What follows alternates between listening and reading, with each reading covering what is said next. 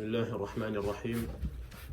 الحمد لله رب العالمين، والعاقبة للمتقين، ولا عدوان إلا على الظالمين، وأشهد أن لا إله إلا الله وحده لا شريك له، حقه على عباده التوحيد، وعد المتقين بالجنة والمزيد، وتوعد العصاة بأعظم الوعيد. وأشهد أن محمدًا عبده ورسوله، خير من حقق التوحيد، عبد ربه حتى أتاه اليقين، فكان أشرف الرسل وخير العبيد صلى الله عليه وسلم. أما بعد، فنشكر الله سبحانه وتعالى الذي يسر لنا هذا المجلس، فلولا الله ما اجتمعنا اليوم، فنشكره سبحانه وتعالى. الحمد لله الذي هدانا لهذا، وما كنا لنهتدي لولا أن هدانا الله. قبل أن نبدأ إخوة، الأسئلة بعد الدرس إن شاء الله، أو في نهاية الدرس. كل واحد يكتب السؤال في الورقة ثم يسأل إذا أراد في نهاية الدرس. جزاكم الله خيرا.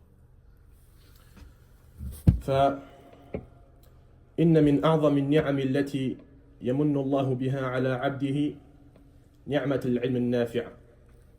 فالعلم نور يهدي الله بها العباد، ويفرقون به بين الحق والباطل، وبين السنة والبدعة، وبين الهدى والضلال.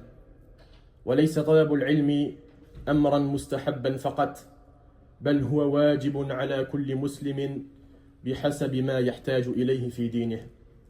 فقد قال النبي صلى الله عليه وسلم: طلب العلم فريضة على كل مسلم. ولهذا كان السلف الصالح يعظمون شأن العلم وأهله. يقول الإمام محمد بن شهاب الزهري رحمه الله: ما عبد الله بشيء أفضل من العلم. قل هل يستوي الذين يعلمون والذين لا يعلمون؟ وكيف يعبد الله على الوجه الصحيح بغير علم؟ وكيف يعرف العبد ما يرضي ربه وما يسخطه إلا بالعلم؟ ولهذا جعل الله العلم مقدما على القول والعمل، فقال سبحانه: فاعلم أنه لا إله إلا الله. اعلم أنه لا معبود بحق إلا الله، واستغفر لذنبك. فبدأ بالعلم قبل العمل. وإن الرحلة في طلب العلم من شيم الأنبياء والصحابة والسلف الصالح. فمن فتح الله له باب طلب العلم ويسر له أسبابه، فليحمد الله على هذه النعمة العظيمة وليغتنمها قبل فواتها. وورد عن السلف أنهم قالوا: إذا فتح للعبد باب من أبواب الخير فليبادر إليه، فإنه لا يدري متى يغلق عنه. فيا طالب العلم، إذا فتح لك باب العلم بادر إليه، فإنك لا تدري متى يغلق عنك. فإن الغنى الحقيقي ليس غنى المال، وإنما غنى العلم الذي ينفع صاحبه في الدنيا والآخرة. Mes chers frères, on remercie Allah avant tout qui nous a facilité cette assise-là, car s'il ne l'avait pas facilité, elle ne se serait pas produite. Avant que l'on rentre dans le sujet qui est l'étude de la science en Égypte, il est important de rappeler l'obligation de l'étude de la science. Et parmi les plus grandes faveurs qu'Allah accorde à son serviteur figure la science religieuse. La science est la lumière qui permet de distinguer le vrai du faux, la guidée de l'égarement et la sunna de l'innovation. L'étude de la science religieuse n'est pas une option réservée à quelques personnes, mais c'est plutôt une obligation qui concerne chaque musulman selon ce dont il a besoin pour adorer son Seigneur correctement.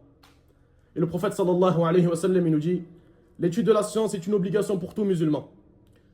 Alors le musulman, il se doit d'apprendre ce qui corrige sa croyance, son adoration, sa prière, son jeûne, ses transactions et son comportement. Et c'est pour cette raison-là que les savants ont toujours accordé à la science une place immense. l'imam Mohammed ibn Shihab al-Zuhri, rahimahullah, il dit Allah n'a pas été adoré par une chose meilleure que la science. Il dit est-ce que les gens qui savent et ne savent pas sont égaux? En effet, comment adorer Allah sans connaître ce qu'il aime et ce qu'il déteste? Comment appliquer le Coran et la Sunna sans les comprendre? Alors la science, c'est donc la base de toute réforme. Elle précède les paroles et les actes. Allah il dit dans le Coran, sache donc qu'il n'y a de divinité digne d'adoration si ce n'est Allah. Sache, yani l'ilm. Puis, implore le pardon pour ton péché. C'est-à-dire que l'action, elle vient après la science. Et le voyage pour la recherche de la science est une tradition des prophètes, des compagnons et des grands savants.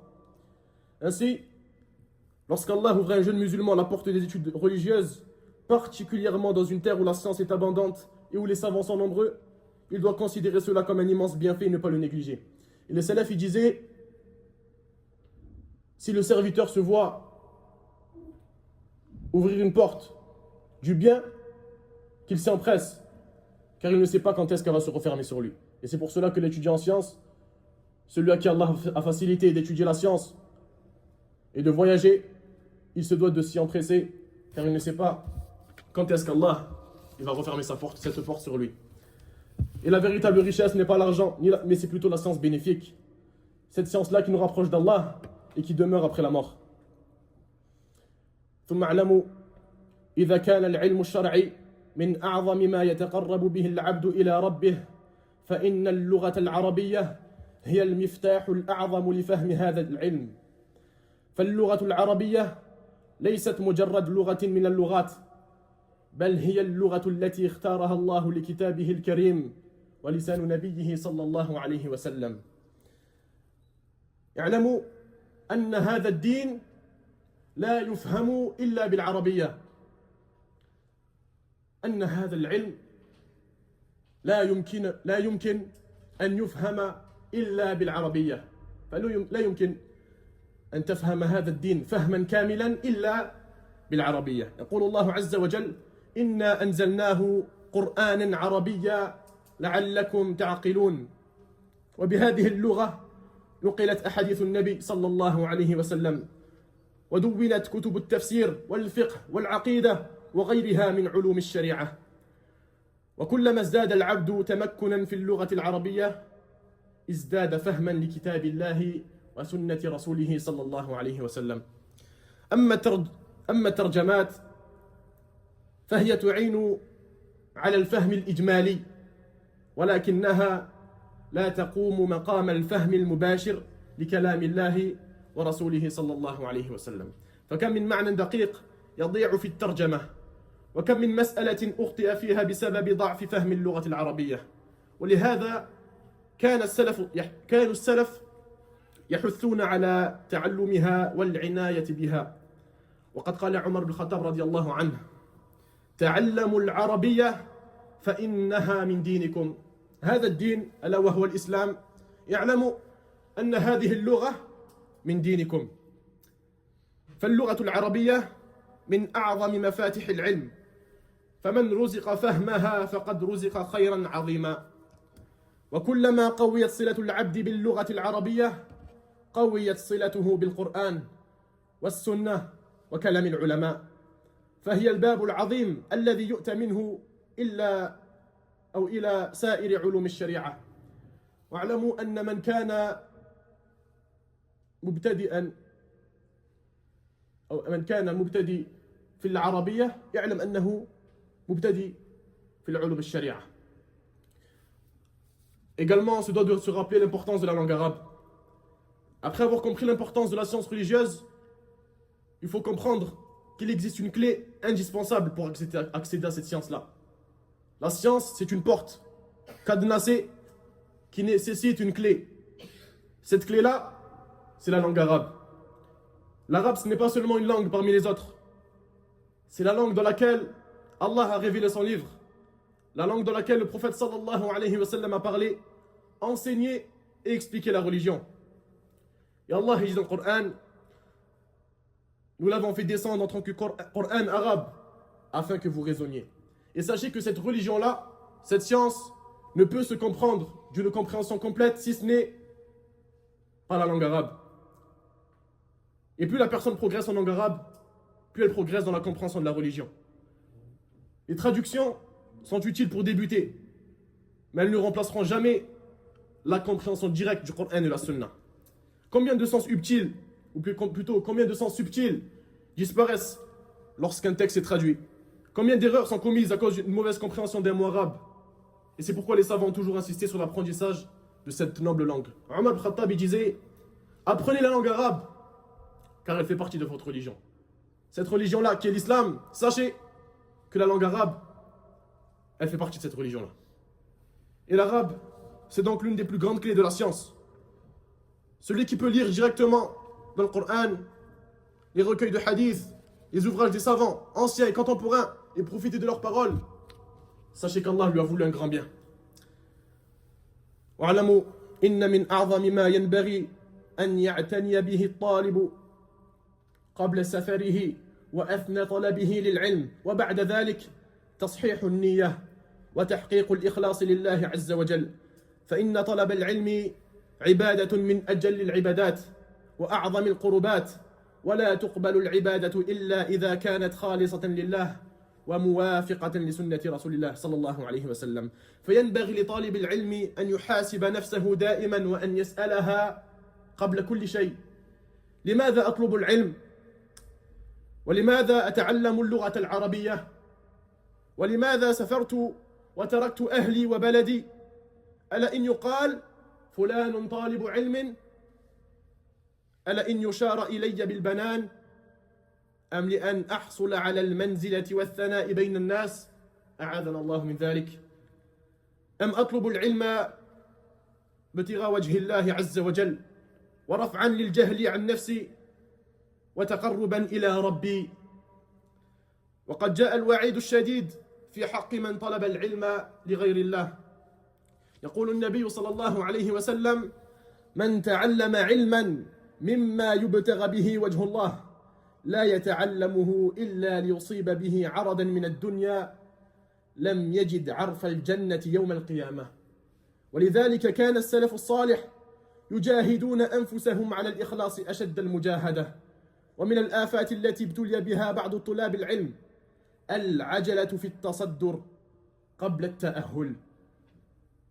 فما إن يحفظ أحدهم شيئا من المتون أو يدرس بعض الكتب حتى يريد أن يدرس الناس وأن يفتي وأن يتكلم في العلم الكبار. واعلموا واحفظوا هذه القاعدة: أن الطالب لن يستطيع أن يدرس القليل حتى يدرس الكثير. وقد كان السلف يخافون التصدر والشهرة ويرون أن العلم أمانة عظيمة ليس لكل أحد. يقول عبد الله بن عمر أو يقول عبد الله بن مبارك رحمه الله: لا يزال الرجل عالما ما دام يطلب العلم، فإذا ظن أنه قد علم فقد جهل. فالطالب الصادق لا يجعل همه أن يصبح مشارا إليه ولا أن يكون له ذكر بين الناس، بل يجعل همه إصلاح نفسه وتزكيتها والتقرب إلى الله. فإذا فتح الله له بعد ذلك باب التعليم والدعوة قبله على أنه تكليف ومسؤولية لا تشريف ومنصب. فما أجمل أن يخرج الطالب من بلده وقلبه متعلق بالله مريدا وجهه سبحانه طالبا للعلم الذي ينير له طريقه إلى الجنة. Et parmi les choses les plus importantes que toute personne se doit de savoir avant qu'elle étudie la science et avant qu'elle ne voyage, une chose à laquelle il doit prêter attention avant son voyage, pendant son voyage et après son voyage, c'est le fait de rectifier son intention et la réaliser, ou plutôt réaliser la sincérité envers Allah. En effet, la recherche de la science est une adoration parmi les plus nobles adorations et l'une des plus grandes œuvres permettant de se rapprocher d'Allah. Or, aucune adoration n'est acceptée si elle n'est pas accomplie avec sincérité pour Allah et conformément à la sunna du messager sallallahu alayhi wa sallam. Alors l'étudiant, il doit constamment faire son examen de conscience et se poser les questions suivantes. Pourquoi est-ce que je recherche la science? Pourquoi est-ce que j'apprends la langue arabe? Pourquoi est-ce que j'ai quitté ma famille, mon pays? Est-ce que pour l'on dise, est-ce pour que l'on dise un tel est un étudiant en sciences? Est-ce que pour les gens me remarquent et parlent de moi? Est-ce pour obtenir une position, une réputation ou les éloges des gens? Ou bien est-ce que je recherche la science afin d'obtenir l'agrément d'Allah, de repousser l'ignorance de moi-même et de me rapprocher de mon Seigneur? Et un avertissement sévère est rapporté concernant celui qui recherche la science pour autre qu'Allah. Le prophète sallallahu alayhi wa sallam nous dit: celui qui apprend une science par laquelle on recherche le visage d'Allah, mais ne l'apprend que pour obtenir un intérêt de ce bas monde, ne sentira pas de l'odeur du paradis le jour de la résurrection, ou l'a'iyadhu billah. Et c'est pourquoi les plus prédécesseurs, ils luttaient intensément contre leur âme afin de préserver leur sincérité. Et parmi les fléaux qui ont touché certains étudiants en sciences, il figure la précipitation à vouloir se mettre en avant même d'être qualifié. À peine certaines personnes ont-ils mémorisé certains textes, ils se sont mis à ouvrir les livres et à les expliquer. Et écoutez cette règle-là et appliquez-la. L'étudiant en sciences ne peut pas et ne pourra pas enseigner le minimum jusqu'à ce qu'il étudie beaucoup. Yani, une personne qui a fini un livre, مثلا Kitab al-Tawhid, il s'empresse à l'expliquer. Mais son professeur qui le lui a expliqué, il n'a pas seulement appris Kitab al-Tawhid pour l'expliquer. Il a lu dans plusieurs livres pour lui expliquer Kitab al-Tawhid. Il a lu dans plusieurs livres pour lui expliquer un seul livre. وهكذا العلم. Les plus prédécesseurs, ils craignaient la célébrité et le fait d'occuper une position de premier plan. Ils considéraient la science comme un dépôt immense qui n'est pas à la portée de n'importe qui. Et Abdullah ibn Mubarak rahimahullah, il disait: l'homme demeure savant tant qu'il recherche la science. Mais lorsqu'il pense qu'il est devenu savant, alors il est devenu ignorant. Et l'étudiant sincère ne fait donc pas de son objectif le fait d'être connu, suivi ou cité parmi les gens. Son véritable souci, c'est de réformer sa propre personne, de la purifier et de se rapprocher d'Allah. Puis, si Allah lui ouvre la porte de l'enseignement et de la prédication, il l'accepte comme une responsabilité, une charge dont il devra répondre devant Allah, et non comme un honneur ou un rang à rechercher. Et wallahi qu'il est beau de voir un étudiant quitter son pays avec un cœur attaché à Allah, recherchant uniquement son visage, partant à la recherche d'une science qui éclairera son chemin vers le paradis. فإن من الأخطاء الشائعة عند كثير من الناس أنهم يظنون أن الدراسة في مصر تقتصر على تعلم اللغة العربية أو حفظ القرآن فقط. وهذا تصور غير دقيق بل هو بعيد عن الواقع. فصحيح أن مصر أفضل بلد في تعليم اللغة العربية، وفيها من المعاهد والمراكز والمعلمين والبيئة العربية ما يساعد الطالب على تقدم السريع.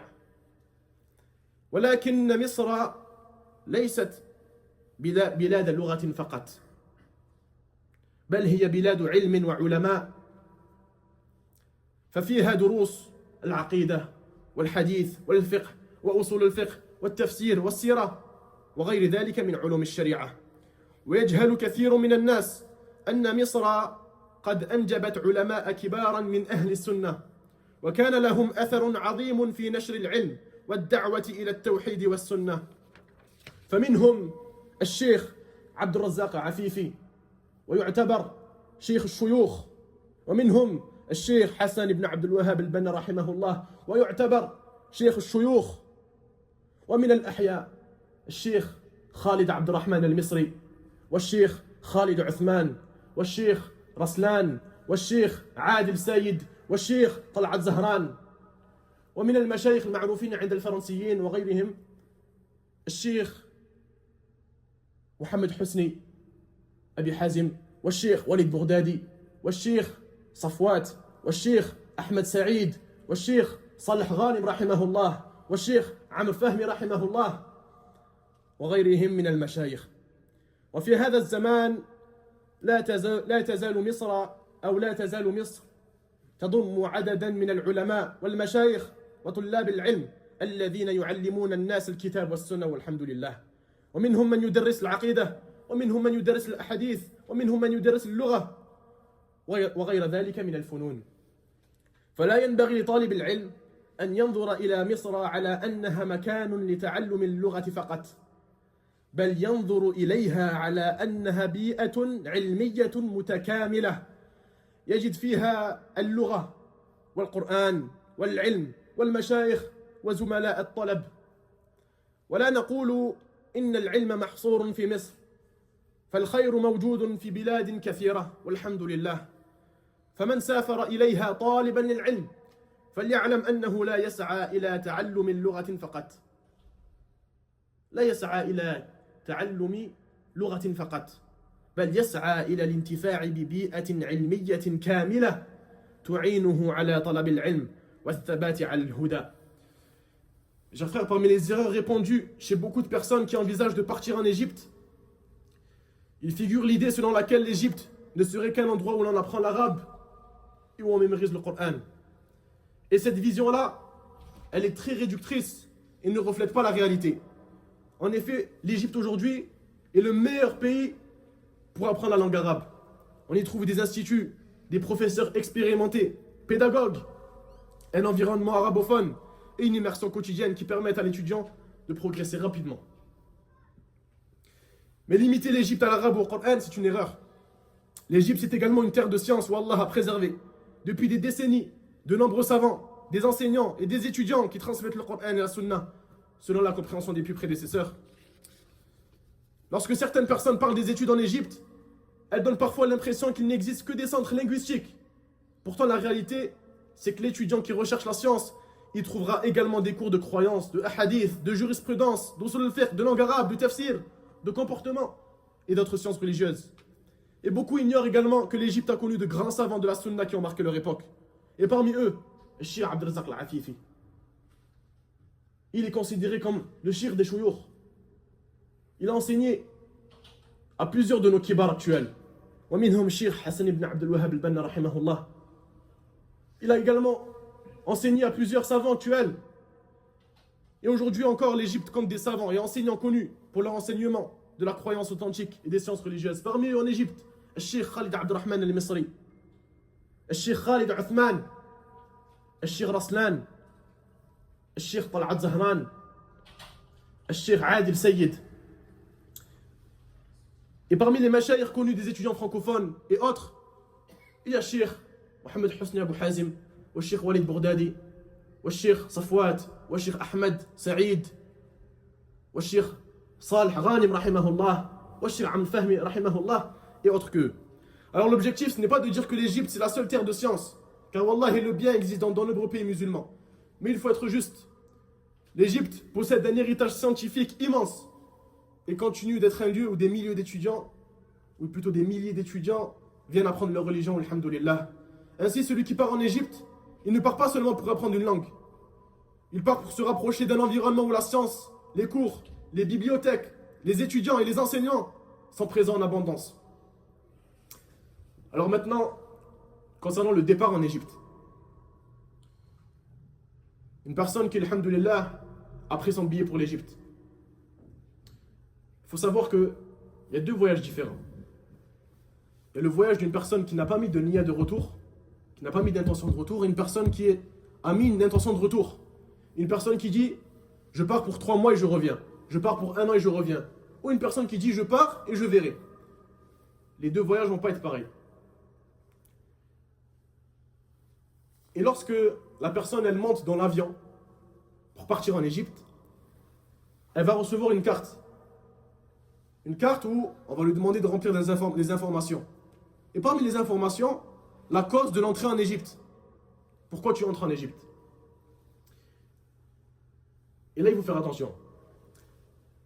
Parce qu'en Égypte, l'université la plus connue, c'est l'université de l'Azhar. Donc pour la plupart des Égyptiens, lorsque tu dis j'étudie, pour lui tu étudies à l'Azhar. Et c'est pour cela que la personne, lorsqu'elle monte dans l'avion, à son départ, elle met la niya de visiter. Lorsqu'elle remplit la case, elle coche tourisme, siyasa. Yani, pour les Égyptiens, c'est au début étrange de voir une personne qui étudie, mais elle n'est pas à l'Azhar. Ça, c'est la première chose à faire quand on arrive dans l'avion. On va vous passer une carte. On ne coche pas étudiant directement. La première des choses, c'est que la personne elle met la niya de visiter au début. Et elle coche la case tourisme. Arrivée à l'aéroport d'Égypte, elle va avoir un visa d'entrée à faire.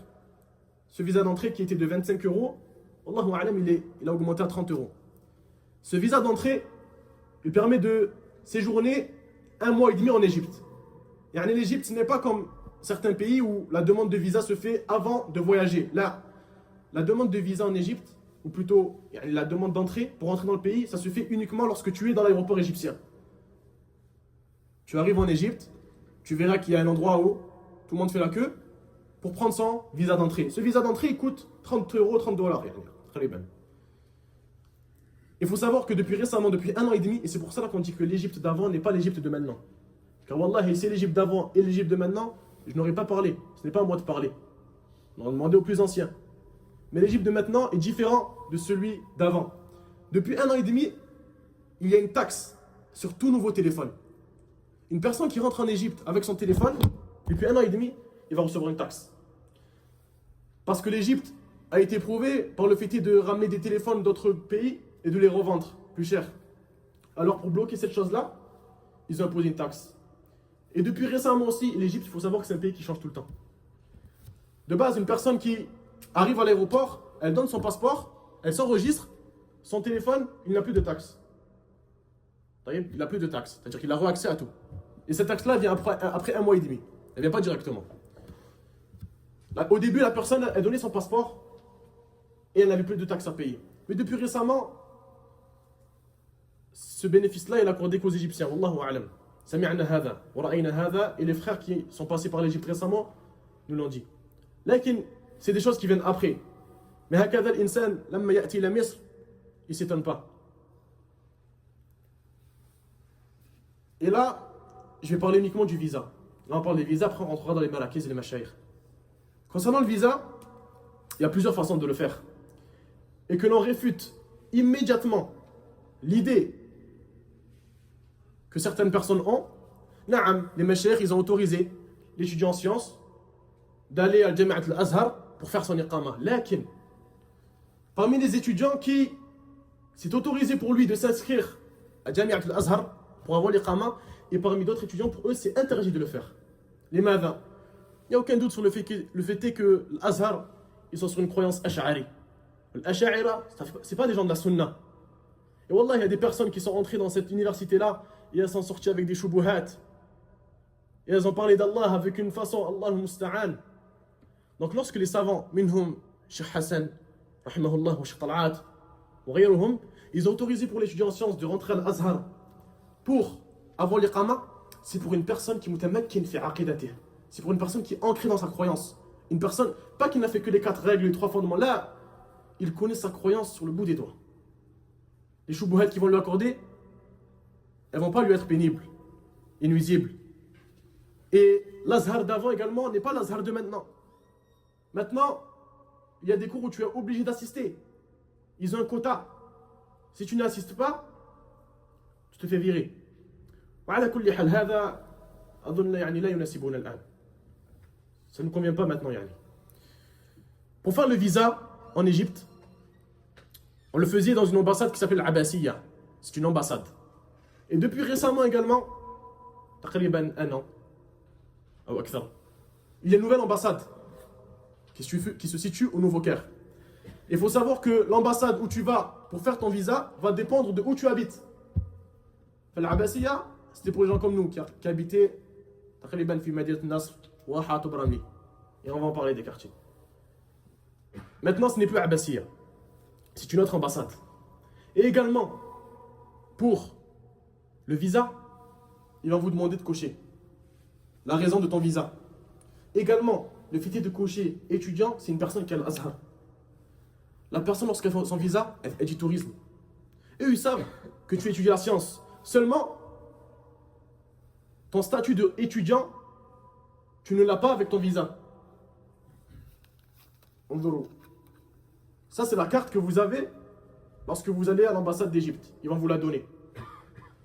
Si vous regardez bien, ils mettent votre photo, votre prénom, votre nom, votre nationalité, votre date de naissance, votre adresse, et lorsqu'on tourne, نوع الإقامة كالإقامة سياحة قل سياسة الله المستعان siyaha, tourisme. Et ça ne veut pas dire que la personne, lorsqu'elle est en Égypte, elle va être vue comme un touriste qui étudie pas la science. Là, seulement aux yeux de l'ambassade, du visa, seulement l'étudiant de l'Azhar ou à l'université du Caire ou à une université comme ça, il est reconnu sur son iqama comme étudiant. Le visa touriste, il vous accorde 6 mois. Il vous accorde 6 mois. Et il est vrai que des personnes font appel à des avocats. Les personnes disent, j'ai entendu qu'il faut un avocat pour faire mon visa. Cette chose-là, c'est une question de sûreté. Lakin l'insan, lorsqu'il fait son visa, il a 6 mois. Il a 6 mois.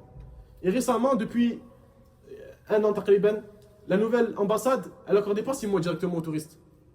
Mais alhamdoulilah, depuis peu, les frères ils sont passés par cette ambassade et ils attestent qu'elle accorde également 6 mois sans avocat.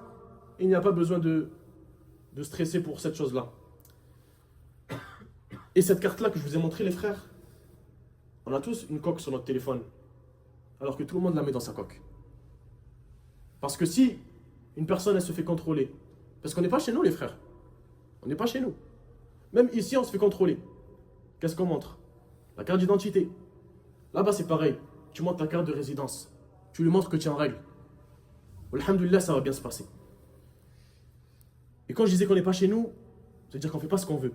Il faut savoir que l'Égypte, c'est un pays qui a été éprouvé par le terrorisme. Ils ont été éprouvés par cela.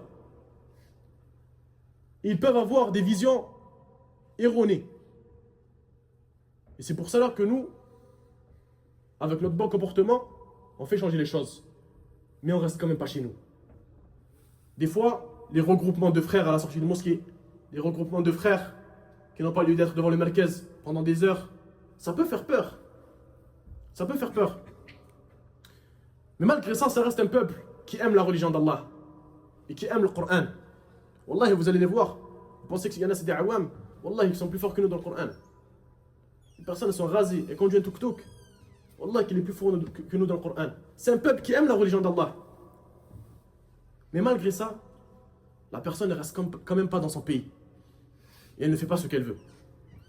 Et parmi les quartiers à habiter, la personne, elle ne prend pas ce sujet-là à la légère. On n'habite pas n'importe quel quartier.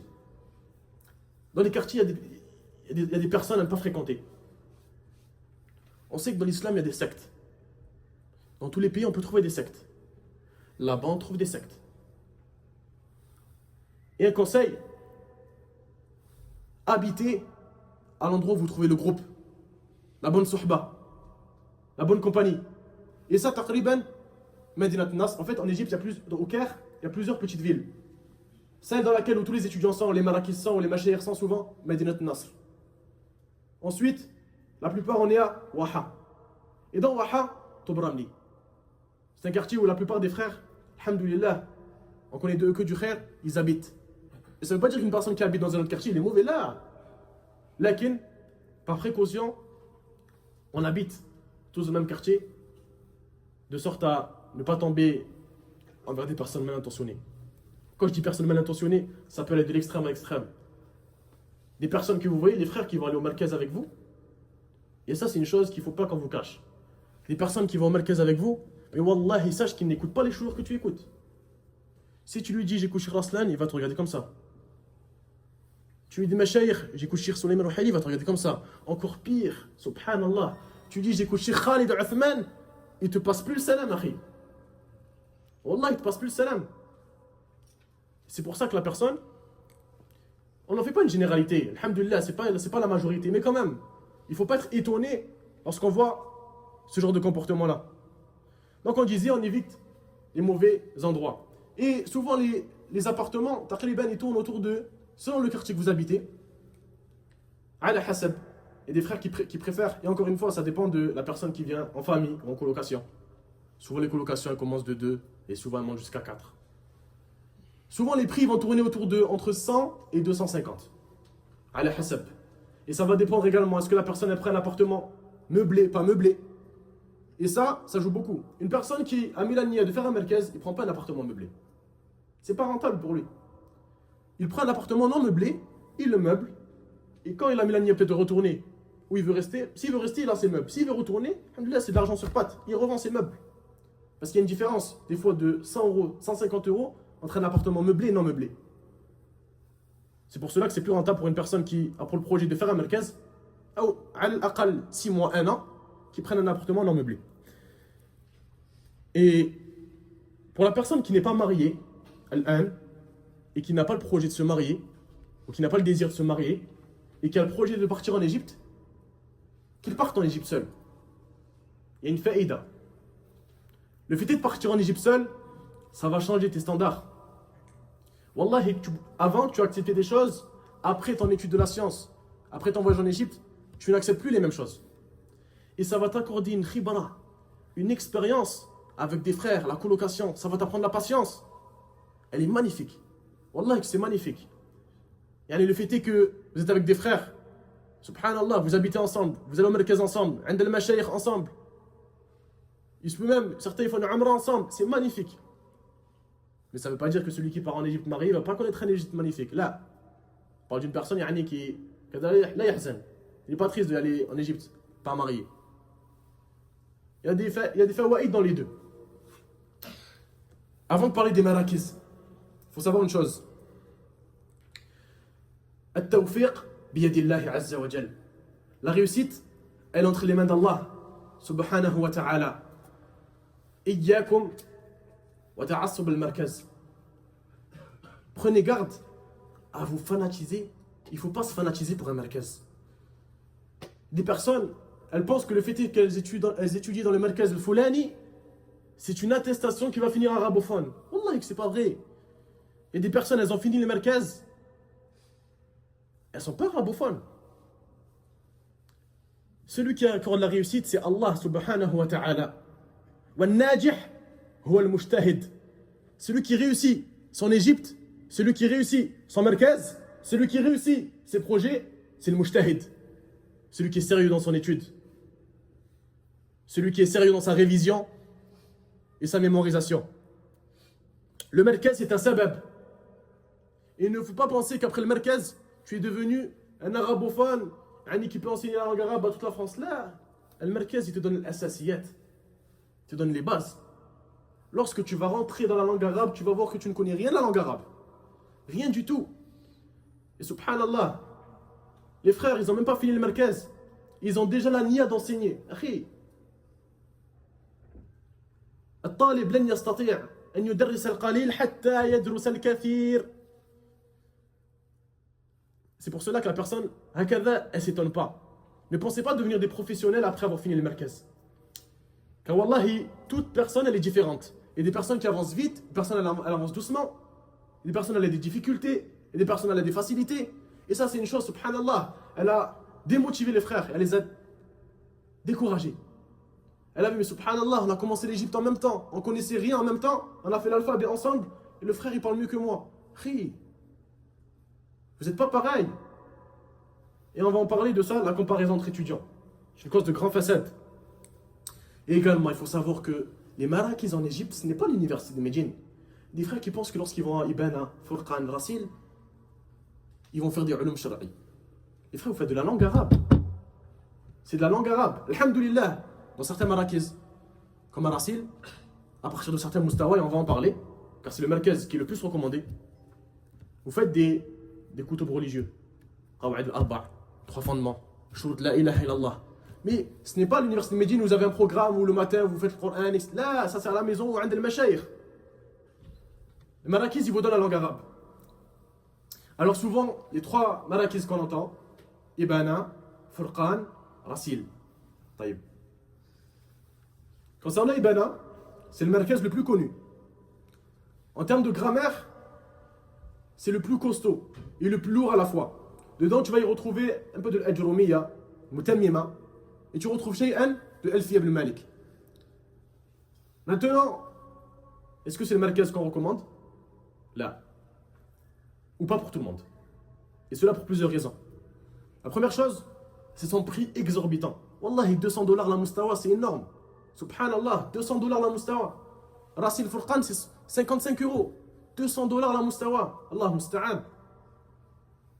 Et également pour les choses qui se passent dans le markaz. On ne va pas s'éterniser dessus. Celui qui veut chercher la vérité, il va voir ce que Cheikh Khalid dit. Cheikh Khalid Othman. Ce qu'il a dit, Wallahi ra'ayna. Ce qu'il a dit, les gens qui traitent de menteur shirk, on l'a vu de nos propres yeux. C'est des choses qu'on a vues de nos propres yeux. Et Wallah, ici vous voyez, tu me dis, Akhi, mais Foulan, il a conseillé Ibana. Akhi, il y a des frères qui ont conseillé Ibana il y a 5 ans. Ou plutôt, ils l'ont conseillé maintenant, mais ils l'ont fait il y a 5 ans. Ce n'est plus pareil. Moi, j'étais à Ibana en 2024. Il y a 2 ans. Ce n'est pas le même Ibana qu'il y a 10 ans. Ce n'est pas le même Ibana qu'il y a 5 ans. Wallahi, ra'ayna al-ajaib wal-gharaib. Et je n'ai pas envie de m'éterniser dessus, mais Wallahi, que le Amr, il est facile à comprendre. Celui qui veut la vérité, yushahid ma qalahu Cheikh Khalid Othman. Et ensuite, il y a le Merkez Furqan. Merkez Furqan, c'est un Merkez ancien également, qui a un programme différent, plutôt différent de celui d'Ibana. Ibana, c'est 4 heures de cours. 4 heures taqriban, 3 heures et demie. Furqan, 2 heures de cours. La tariqa n'est pas pareille. Et aussi, je ne vais pas me donner toutes les précisions sur les Marakiz. Je vous conseille de regarder les 2 lives de mon frère, que j'aime en Allah, Abdelkarim Abou Assia. C'est un frère qui est en Égypte, que je connais personnellement. Il a fait 2 très bons lives sur les Marakiz en Égypte. Un live de 3 heures bien détaillé, un live de 1 heure. Akada, il va vous donner tous les détails. Mais honnêtement, le Merkez dont je voulais donner le plus de détails, c'est le Merkez Rassil. Le Merkez Rassil, il compte parmi les instituts connus pour l'enseignement de la langue arabe en Égypte, selon la voie de la Sunna. Et cet institut, il a été fondé par des anciens professeurs de Ibana et de Furqan. Et lorsqu'une personne qui a fait Furqan, une personne qui a fait Ibana, elle regarde et dit Subhanallah, on y retrouve un mélange des deux. Et c'est ce qui avait été voulu par les professeurs, alhamdulillah. L'objectif, c'est d'améliorer certains aspects du programme et de proposer une méthode encore plus structurée. Il faut savoir que dans la langue arabe, il y a plusieurs matières. Le nahou, le sarf, le balagha. Concernant le nahou, la grammaire, elle est principalement basée à Rasil sur le kitab al-Ajurumiyya, et il y a quelque chose de mutammima dessus aussi. Alhamdulillah, ça donne une base solide en langue arabe, ou plutôt en grammaire.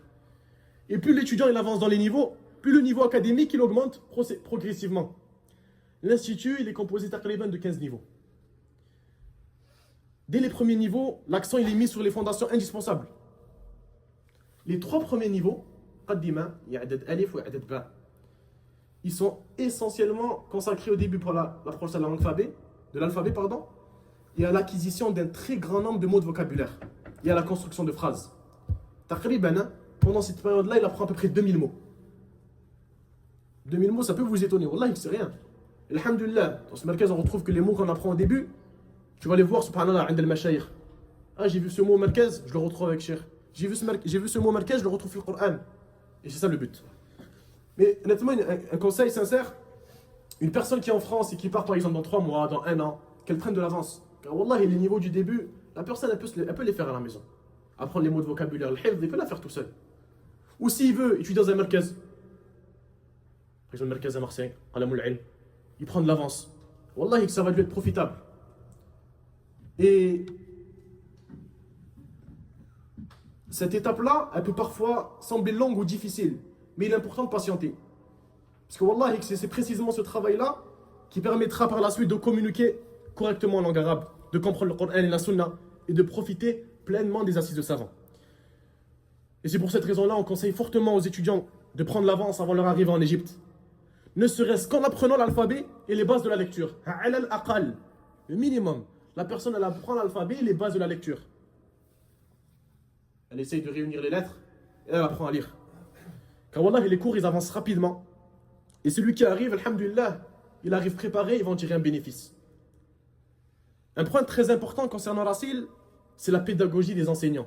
Lorsque vous entrez sur le site de Rassil, j'ai oublié de le dire, sachez que les koutoub de Rassil, ils sont disponibles à tout le monde. Vous écrivez Merkez Rassil sur Google, Merkez Rassil, vous allez avoir tous les koutoub et tous les mustawa. En PDF, taban, et en couleur. Une personne qui veut taqriban juger son niveau, il regarde le programme, il regarde le sommaire, le fihris des mustawa. Il regarde, ah ça j'ai déjà fait, il se teste. Et entre frères, vous vous testez. Je vais tester sur ces kalimats-là, ces kalimats-là. Alhamdulillah, ça c'est le ni'ma du Merkez Rassil. Furqan Ibana, c'est pas comme ça. sur le fait de propager ses livres. Alors, les livres, ils sont ouverts à tout le monde. Donc, une personne, elle peut se permettre de les regarder sur Internet et de juger son niveau. Et parmi les choses qu'on peut retrouver sur le site de Rassil, c'est l'expérience des enseignants. C'est des enseignants qui ont tous minimum 15 ans d'expérience dans l'enseignement. Alhamdulillah, c'est des personnes très très très pédagogues pour les non-arabophones. Wallahi, même si tu ne comprends pas l'arabe, tu ne connais rien, illa salam alaykum faqat, tu vas comprendre le dars. Parce qu'il va te le faire comprendre, il va te le mimer, il va te montrer des images. Alhamdulillah, subhanallah, les professeurs, ils apprennent même des mots en français pour te faire comprendre. Leur but, c'est que tu comprennes ton dars avant de sortir de la classe. Ils vont utiliser différentes méthodes, comme on a dit, ils vont mimer les mots. Il va vous montrer des images. Et alhamdoulilah, généralement, l'étudiant il ressort du cours avec une bonne compréhension de ce qui a été enseigné. Taqriban, chaque niveau, il dure 6 semaines, 1 mois et demi, pour un coût d'environ 55 €. On ne va pas détailler tous les mustawa. Là, à partir du 5e niveau, alhamdoulilah, il y a des textes religieux qui commencent à être étudiés. L'étudiant il découvre notamment sur le thalatha, les 3 fondements, qawa'id al-arba', les 4 règles, des récits des prophètes, les conditions de la ilaha illallah et d'autres textes bénéfiques liés à la croyance et à la religion. Ce n'est pas dans tous les markaz, ce n'est pas dans tous les marakaz. La personne, lorsqu'elle arrive dans un autre markaz, elle n'est pas étonnée. Ainsi, alhamdulillah, l'étudiant il progresse en langue arabe, mais il profite d'un enrichissement religieux appréciable. Car certes, la religion, elle s'approche des mashayikh. La religion, elle s'approche des mashayikh. Ne pensez pas que l'explication des 4 règles que vous avez fait au markaz, c'est le même que Cheikh Foulan il va faire là. Et concernant les matières qu'on va étudier, il retrouve al-nahu, la grammaire, al-sarf, al-balagha, à partir d'un certain niveau, et l'étude de poèmes et de textes scientifiques. Taqriban, les horaires, elles sont également adaptées aux conditions climatiques de l'Égypte. Il faut savoir que l'Égypte, c'est un pays très chaud. Et alhamdoulilah, pendant l'été, les cours ils ont lieu le matin, uniquement le matin, afin d'éviter les fortes chaleurs de l'après-midi. Les créneaux ils sont généralement de 7h à 9h, ou de 9h à 11h, ou de 11h à 13h. Et l'étudiant il bénéficie environ de 2 heures de cours par jour. Taqriban, c'est pas 2 heures, c'est 1h30. Parce qu'à la fin, vous avez 30 minutes pour écrire tout le tableau. Souvent, le prof, il n'aime pas lorsque vous écrivez en même temps que lui, hakada, vous êtes concentré sur ce qu'il écrit. Une personne qui écrit et elle lit le tableau en même temps, elle ne peut pas avoir la bonne... Elle n'a pas été concentrée à 100%. C'est pour ça que dans les 2 heures de cours, 1h30 l'oustad yashrah, et 30 minutes, la personne, elle écrit le tableau. Alhamdulillah également, subhanallah, Ar-Rasil, Furqan, il est autorisé de prendre en photo le tableau. Et ben là, c'est pas autorisé ça. C'est pas autorisé. Ouais, alhamdulillah, les classes, elles sont propres, bien entretenues. Et souvent, vous êtes dans une classe entre 3 et 12 étudiants par classe. Alhamdulillah, c'est pas un grand nombre et ça favorise un meilleur suivi. Alhamdulillah, l'Institut également, ce n'a pas toujours été le cas, il organise également de nombreuses dawrat bénéfiques autour de l'Ajrumiyya, Al-Mutammima et d'autres ouvrages concernant la croyance. Il faut comprendre une chose, les frères, très importante, c'est plus l'étudiant il avance dans les niveaux, plus les enseignants qu'il va rencontrer seront plus expérimentés. Certains étudiants ils critiquent parfois les premiers niveaux. Wallah, il faut être patient les frères. Et c'est pour cela qu'une personne qui ne veut pas se retrouver dans ce cas-là, à dire c'est facile, c'est trop facile, elle prend de l'avance. Si une personne ne veut pas en Égypte, et ça on parle d'une personne qui a mis de retour, une personne qui n'a pas mis de retour, la basse, elle peut rester en Égypte, même si le markaz il est facile, tu avances dans le Coran, ou tu avances dans les ulum shar'i. Mais les premiers niveaux sont très faciles. C'est des niveaux honnêtement qu'on peut faire à la maison, surtout les 3 premiers niveaux. Et ensuite les arabes commencent, et là c'est différent. Là, il y a tout ce qui est attaché à la lecture, l'apprentissage de mots, de vocabulaire, c'est des choses dont l'étudiant qui n'a pas encore voyagé, alhamdoulilah, il peut prendre de l'avance. Et comme je vous ai dit, vous tapez Markaz Rassil, vous retrouvez tous les kutub. Alhamdoulilah, le conseil qu'on donne à tout nouvel étudiant, c'est de monter immédiatement dans le train. Dès les premiers jours, soyez disciplinés dans l'apprentissage du vocabulaire. Ne négligez aucun mot. Wallahi, ra'ayna, des frères, ils voient cette kalima, ils en rigolent. Mais subhanallah, à quoi va me servir cette kalima? Ah ben wallahi, qu'elle va te servir? Car lorsque Cheikh Foulan, il a dit cette kalima et que tu n'as pas compris, c'est la kalima que tu as délaissée au markaz. Toute kalima est bonne à prendre. Si la kalima n'était pas bonne à prendre, ils ne vous l'auraient pas enseigné. Et les mots enseignés dans l'institut, alhamdoulilah, sont précisément ceux que vous retrouvez dans les assises de savants, dans les livres, dans le Coran et la Sunna. Les animaux, wahakada. Alors il faut être organisé et entourez-vous de bonnes fréquentations. Révisez régulièrement et ne soyez pas pressés. Iyyakum wal ajala. Prenez garde à la précipitation. Wallahi, c'est ce qui tue tous les étudiants. La précipitation. Subhanallah. L'akh, tu le vois, le Mustawa al-Awwal, il veut lire dans les koutoub du Mustawa al-Thamin. Les madha. L'akh, il a un Mustawa 1, il veut commencer à rentrer dans les poèmes compliqués. Là, cette personne-là va se perdre. Mais alhamdoulilah, celui qui persévère, bifadlillah, il va récolter de fruits immenses. Et on va parler l'an de ce qui est en lien avec le prof, le Sayyid al-Khas, un prof particulier avec qui tu avances. Il y a une erreur dans ça, dans la fikra de plusieurs personnes, c'est qu'elles pensent qu'avec un prof, tu vas forcément avancer plus vite. C'est pas vrai. Wallahi que c'est pas vrai. Car le prof, il va avancer si toi tu as compris. Mais si toi tu n'as pas compris la mas'ala, il ne va pas avancer.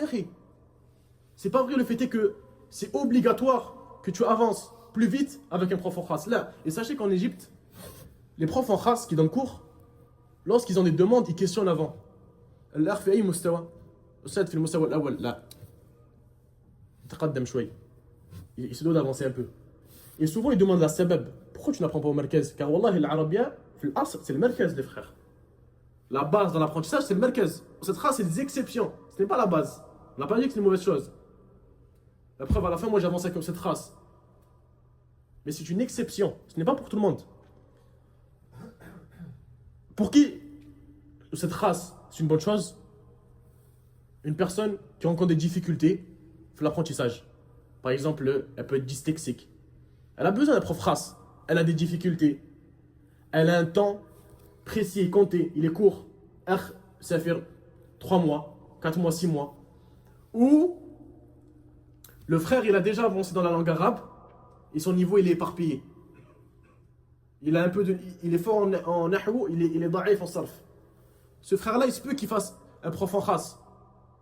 Lakin, fil asl, l'apprentissage de la langue arabe, elle se fait le markaz. Même si on n'exclut pas que l'idée du prof en khas peut être une bonne chose selon la personne. Et on va finir avec les erreurs qu'on a retrouvées chez certains de nos frères et des erreurs que nous-mêmes on a fait. Al-akhta allati waqa'a fiha al-ba'd. Wala al-kull, alhamdulillah. La comparaison excessive.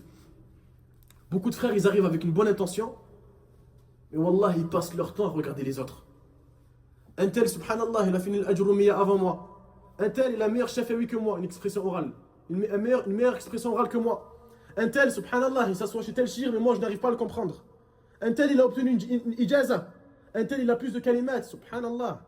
Wallahi, à force de regarder les autres, ils oublient de regarder leurs propres défauts et leurs propres progrès.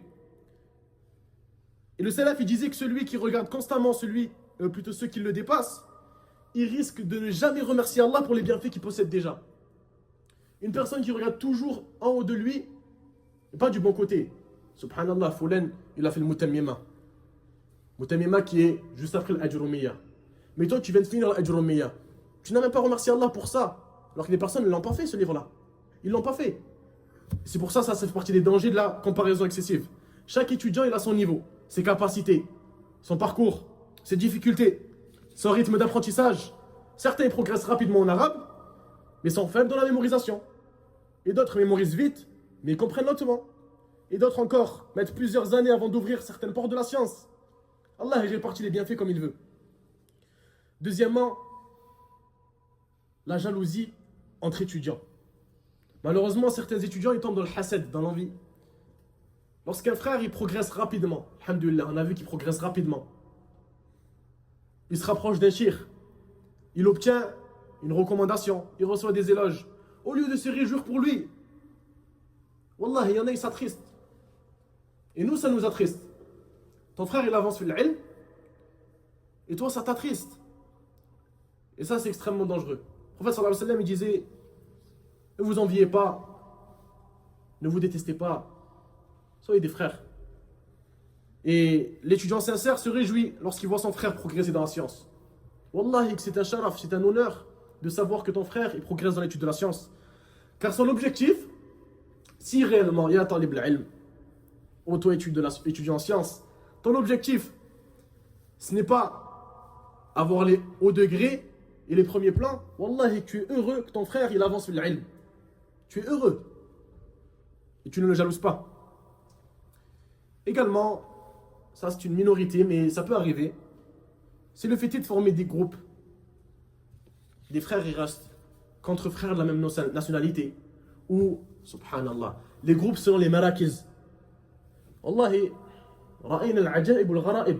Fulani te dit, je suis dans le markaz al-fulani. Ah, subhanallah. Subhanallah. Ça, c'est une minorité. Les frères, ils sont pas comme ça. Il ne faut pas avoir peur, se dire qu'on est frères. Il ne faut pas faire une. S'imaginer que les frères, c'est tous des jaloux, des envieux. Là. Mais c'est un conseil de ne pas tomber dans ça. Ah, tu es à quel prof au khas? Ah, tu es dans tel markaz.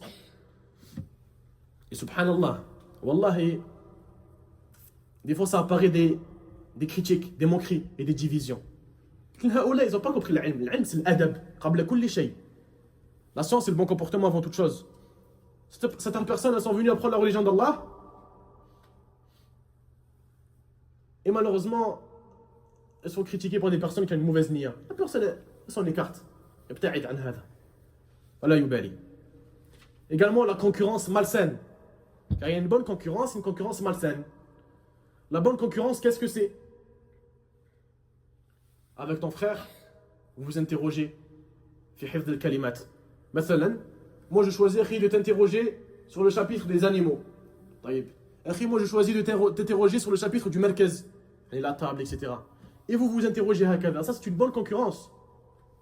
Mais il y a des concurrences malsaines, wal-'iyadhu billah. Certaines, ils transforment cela en compétition d'ego. C'est qui a mémorisé le plus, c'est qui connaît le plus de textes, c'est qui est le plus proche de Cheikh, et c'est qui est le plus connu auprès des frères. Wallah, il y a des frères, ils vont te questionner sur ton mustawa. Et akhi, tu as fait mustawa. Mustawa thani? Ah. Parce que lui, il a un mustawa 4. Wallah, il va plus te regarder pareil. Et ça, encore une fois, c'est pas la majorité. Si on évoque le sujet, c'est pour que la personne ne tombe pas dans ça, car c'est une porte très dangereuse. La science n'est pas une course au trophée. La science, c'est une adoration. L'objectif, ce n'est pas de dépasser les autres pour vouloir dépasser les autres. L'objectif, c'est de plaire à Allah. Également, les conseils qu'on donne, s'entraider dans la science. Wallah, avec les meilleurs étudiants, sont souvent ceux qui s'entraident. Par exemple, ils révisent ensemble, ils corrigent les erreurs de son frère, ils partagent ses résumés. Et des frères, ils ont des facilités à faire de beaux résumés des cours. Ce frère-là, il peut être profitable. Il partage son résumé à ses frères. Il se peut qu'il profite de par son résumé. Wallah, il y a un frère dans le barnamaj qu'on fait avec Cheikh Walid. Subhanallah, tout le monde décrit le cours. Mais après chaque kitab, on attend que le frère il a fini. Parce qu'Allahumma barik, Allah il va faciliter. Le frère, il fait de beaux résumés. Il a une belle écriture. Il fait des schémas pour comprendre. Allah il va faciliter. Est-ce qu'on doit le jalouser parce qu'il écrit mieux que nous? Là, on fait dua pour lui et on profite de lui. On oriente les frères vers un bon professeur. Coran. Et on encourage les frères lorsqu'ils traversent une période difficile. Car Wallahi, l'Égypte, quand je parle de l'Égypte, je parle des études, pas le pays. Les études, elles ne sont pas stagnent. Elles ne stagnent pas là. À un moment, le frère, il va avoir un nachat, une motivation, il est motivé. Et à un moment, subhanallah, le frère, il n'a pas envie de réviser. Yadullah ma'al jama'a. On se doit être en groupe. Si on voit un frère, il en baisse de foi, on va l'aider. On va l'aider. On ne doit pas le réprimander. Subhanallah, fullan, Allah yahdih. Lam ya'ti ila al-markaz. Akhi, Allah yahdik ant. Qu'Allah te guide à toi. Sur ton mauvais comportement. Va le voir, le frère. Prends-le par la main. Parle avec lui. Car ta parole envers lui, elle va être profitable pour toi en premier lieu. Les personnes, elles abandonnent leur étude de par la solitude, le découragement. Des fois, ça peut être les difficultés financières. Et un bon frère qui sait nasah, car subhanallah, an-nasiha la tuqbal min kulli ahad. La nasiha, elle n'accepte pas n'importe qui. Des frères, subhanallah, leur nasaih, wallah, elle cause plus de mal que de bien. Des frères, ils vont te nasah. Ya akhi, taqillah. Tu es venu pourquoi en Égypte? Lève-toi. Car le frère, il en baisse de foi. Akhi, laysa hakada. Mon frère, ce n'est pas comme ça. Il y a des façons de parler. Et si tu ne sais pas parler, ne parle pas. فلذلك الإنسان, la personne, elle essaie de conseiller son frère بعلم وبصيرة وحكمة والموعظة الحسنة, avec la bonne exhortation. إياكم, faites attention au danger des disputes. Des frères, ils vont se disputer pour rien. Car wallahi, shaitan, il ne va pas laisser tranquille les étudiants en sciences. Il ne va pas les laisser tranquilles. Pourquoi? Parce qu'ils ont pris le chemin du paradis. Ils ont pris le chemin du paradis. Pensez vraiment que shaitan, il va vous laisser tranquille? Wallah, il ne va pas vous laisser tranquille. D'ailleurs, entre frères, wallah, des frères, vous vous aimez en Allah, il se peut que vous vous énervez rapidement pour rien. Wallah, c'est shaitan, il ne va pas vous laisser tranquille. Des fois, tu vois deux frères qui s'aiment énormément en Allah. Tu sais que le frère, il pourrait tout faire pour le frère, mais il s'énerve rapidement. Pour des choses mondaines. Et ça peut être aussi la colocation. Personne qui est en colocation, elle patiente sur ses frères. Elle patiente sur ses défauts. Car sache que ton frère, il patiente sur tes défauts. On a tous des défauts. Toi, tu penses, tu dis, oh, c'est dur, mes frères, ils ont des défauts, je dois patienter. Wallah, ils patientent sur tes défauts, les frères aussi. Et des fois, ça se transforme en dispute interminable et inutile. Car alors que le temps qui devrait être consacré, c'est le waqt, le Coran, l'Arabiyya, le hifz, le muraja'a. Et la conclusion, mon frère, celui qui est assis à côté de toi, ce n'est pas ton concurrent. C'est ton compagnon de route vers Allah. Réjouis-toi de sa réussite comme tu aimerais qu'il se réjouisse de la tienne. La science, elle ne se construit pas sur la jalousie et les rivalités, mais sur la sincérité, l'humilité et la fraternité. Car j'ai oublié de le citer, en Égypte, parmi les mashaïkhs, il y a plusieurs programmes religieux. من من العلماء من يدرس Cheikh Adil Sayyid, Cheikh Khalid Uthman. Parmi les savants, il y a ceux qui enseignent, comme Cheikh Khalid Uthman, Cheikh Adil Sayyid, au Caire. Au Caire, c'est les deux seuls. Et c'est deux seuls savants. Et en dehors du Caire, Cheikh Al-Ahad, Cheikh Raslan, en Alexandrie, Cheikh Al-Zahran. Et parmi les mashaïkhs, au Caire, dont les frères ils profitent énormément, Cheikh Mohamed Husni Abu Hazim, Cheikh Abu Hazim qui a un très bon barnamaj, un excellent barnamaj, qui est adapté pour tous les niveaux. Et un niveau débutant, intermédiaire, avancé. Au Cheikh Walid Bourdadi, Hafidahullah, wa Hafidallah al-Jami'. Et très bon programme, adapté aux francophones. Car les machères, ils ont vu passer les francophones. Alhamdulillah al-an, parce qu'avant c'était pas comme ça. Et du coup, les shahid fi hada, ce qui est voulu dans cela, c'est que tu vas retrouver plusieurs frères à toi, vous allez vous retrouver assis à côté. Ne vois pas ton frère à ta gauche ou à ta droite, devant derrière toi comme un concurrent. Là, vois-le comme un compagnon de route. Car wallahi, on a vu un mélange de laxisme et d'exagération. Le laxisme, c'est les frères qui font le merkez, et subhanallah, ils font aucun cours chez les savants. C'est une musiba.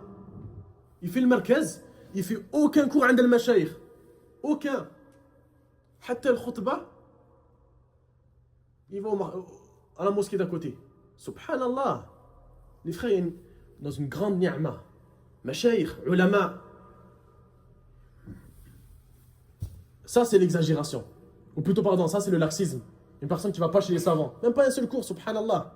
Elle fait que du merkez.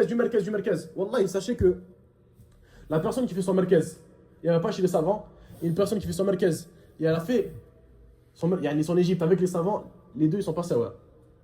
Les deux, ils ne sortent pas pareil.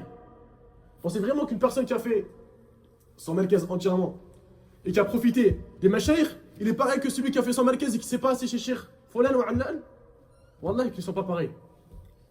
Et également, l'exagération, c'est le fait que l'étudiant est en début de merkez, il va chez les savants tous les jours et il rate son merkez. Tous les jours, à kada. Il rate son merkez. Akhi, subhanallah. Naam. Il t'est demandé d'aller chez les savants. Mais la personne, tu parles avec lui, akhi, donne-moi des fawaïd du dars, il a 0. La personne, le frère, il récupère la récompense de la sieste, mais au point de ne pas aller au merkez, ça c'est une musiba. Le frère, il n'a pas compris. Akhi, c'est avec ton merkez que tu vas comprendre le shir que tu aimes. C'est en apprenant tes mots, qui sont durs à apprendre, difficiles à mémoriser, que tu vas comprendre les mashaïr. Et la nasiha التي أخذناها من علمائنا الاغتنام بالوقت. Le fait est de bien profiter de son temps. Car wallahi, l'Égypte, autre que l'Égypte, là, le mawdou' c'est l'Égypte, c'est la plus grande des ni'ma qui peut arriver à un étudiant en sciences qui va pour étudier. C'est la meilleure décision que j'ai prise de ma vie. Wallahi, la meilleure des décisions. Car en fait, ce n'est pas un simple voyage. Ça t'ouvre d'autres projets. Tu vois les choses différemment. Et c'est le chemin du paradis, tout simplement. Et wallahi, les savants, ou même les professeurs en arabe qu'on avait, ils nous disaient profitez de votre temps. Wa iyyakum wa hadha. Ils montraient le téléphone. Prenez garde à cela. Car wallahi, ce téléphone, c'est celui qui est le plus en droit qu'on lui coupe la main. Comme les savants ils disent. Le voleur, on lui coupe la main. Celui qui est le plus grand voleur, c'est le téléphone, car il te vole ton temps. Et ton temps, une fois volé, il ne revient plus. Et wallahi, c'est une chose, Allah musta'an. Depuis que je suis revenu en France, le regret. Tu repenses à tous tes moments où tu as été kaslan. Tous tes moments où tu as été paresseux. Quand tu étais là-bas, tu ne voyais pas la chose pareille. Parce que tu es dans la ni'ma. C'est comme une personne qui va en Umrah. Mais le haram, elle le voit tous les jours. Et lorsqu'elle rentre en France, subhanallah, j'étais dans une ni'ma. L'Égypte, c'est pareil.